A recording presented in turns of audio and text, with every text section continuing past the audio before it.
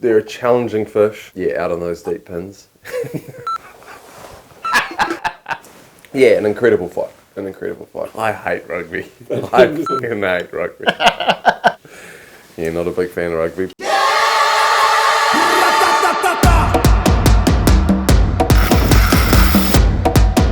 So what keeps me coming back for kingfish is just being in awe of their strength for their size. You know, even a fish at 10, 11 kilos can feel like a really big accomplishment depending on how and where you catch it. And it just never ceases to amaze. Like, the strike is so aggressive and then they're so aggressive as you're trying to pull them up. And they're dirty fighters. Like, they'll take you to the reef, they'll change direction, go around the other side of the boat, put you in all sorts of weird positions. It's pretty heavy.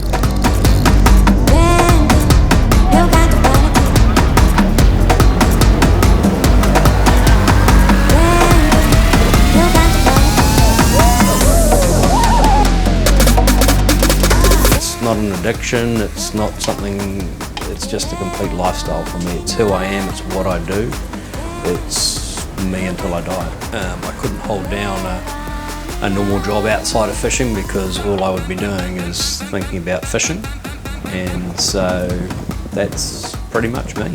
Done and dusted, to be fair. It's not a game of chance of them. You've got to get a lot of things right and in line to be able to land them, to find them, to hook them, to get them to eat, and then to fight them correctly. Your gear needs to be really up to the task. It's got to be durable, it's got to last a distance. A lot of these fights are going on for 5 to 10 minutes of hard, intense fights. So it's like running a car at full RPM.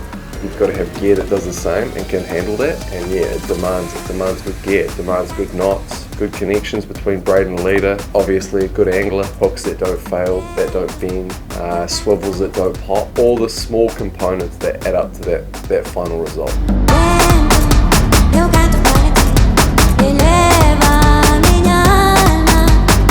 The first kingfish I ever caught was completely by accident. Grew up with my uncle taking me out on every Wednesday. My dad used to take me fishing in a 12-foot dinghy. And every Saturday would try and either play a mini putt or would actually go fishing. Sometimes it's the first fish, so even if it's a really small one, they're just absolutely blown away. Most of the time, I leant more and more away from mini putt and did more fishing.